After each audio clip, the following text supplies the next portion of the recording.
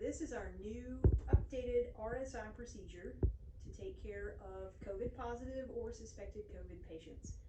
There's been a lot of concern with high flow oxygen, pre-oxygenating these patients about viral particles that may be kind of flung into the air that providers could potentially breathe in. So we have amended what we normally do for pre-oxygenation just a little bit, and we're going to put together these RSI kits, and they're going to be hanging back in our COVID ER and also one in our regular ER. I think we're going to keep that in our cardiac room. So let me go through the contents and everything that's in here.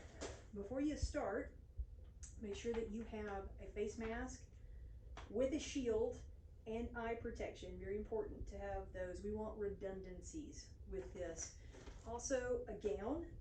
Make sure your N95 is under a surgical mask, a cloth mask, anything else that goes in there. N95 bare minimum. If you have a PAPR where you're able to get to that, that's even better. As far as high risk procedures go, intubation is very high risk with COVID patients. So we want to take care of everybody that's responding, everybody that's in the room. A lot of places are recommending keeping it down to only absolutely essential personnel. So whoever's going to intubate, an intubation assistant, whoever's pushing drugs and writing times down. Having said that, put all your stuff on, your gown, vested double glove, so that when you are done with the procedure, you strip that first pair of gloves and you never touch PPE with the gloves that you actually touch patient secretions with.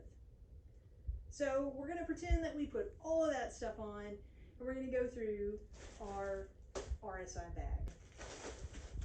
So the first thing that we have is a nasal cannula. I think everybody's pretty familiar with pre-oxygenating while you bag, putting a nasal cannula on patients during RSI. Most important tools here, the BVM. We cannot use this BVM the way it is. All BVMs, no matter if you're using a mask or an ET tube, must have a bacterial filter in line. That's just going to help this exhalation valve from spewing everything out on everybody. Go ahead and pull out entitled CO2. We're going to put that in line as well. I know there are a couple of different ones. They look differently. This is one of our older ones.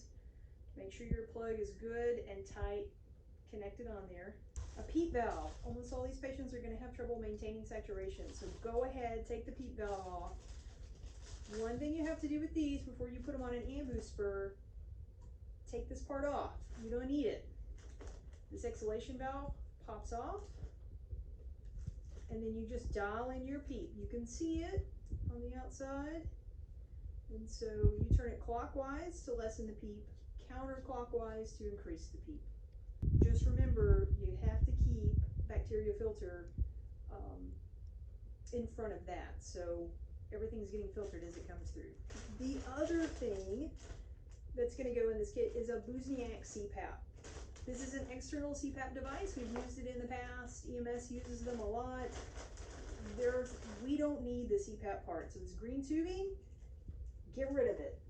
Don't even let it be a temptation, because you're going to end up adding higher flows with more aerosol particles. Head strap. We have some other head straps coming. They're made of silicone. They look a little differently than this, but they all work the same way. Go ahead, pull this out, kind of size it. There's Velcro on it. The other ones are just, they're holes. So you will put them on and just, I can find my mask here, connect them via the little holes. The silicone ones work the same way, pretty self-explanatory. Go ahead, put the bacterial filter on the mask. Capnography in line on the bag. So we've got this stuff set up, ready to go. At this point, we've got everything on, we're ready to go in the patient's room. So the first thing we'll do in terms of pre-oxygenation, we want to minimize our contact, is we'll go ahead and put oxygen on the patient, but do not connect it to the flow meter yet. Once we get the mask on, it's okay to turn it up to 4 liters. We don't want to go really over that. but wait until you get the mask on, because this is going to seal and it's going to eliminate, hopefully, if you can get your seal tight enough, the leak is going to mitigate some of the exposure. So, first things first, hopefully you'll have a partner, somebody to help with this. It'll go a little quicker. Put this on, mask on top, on a nice good seal, just like you were bagging a patient. Still spontaneously breathing at this point. And now if you want your assistant to go ahead and turn your oxygen on, this would be good. So our mask is on. Now we'll go ahead and connect our ambu bag. So this reservoir is full of oxygen. We've got our PEEP on. It's gonna hold some back pressure in there.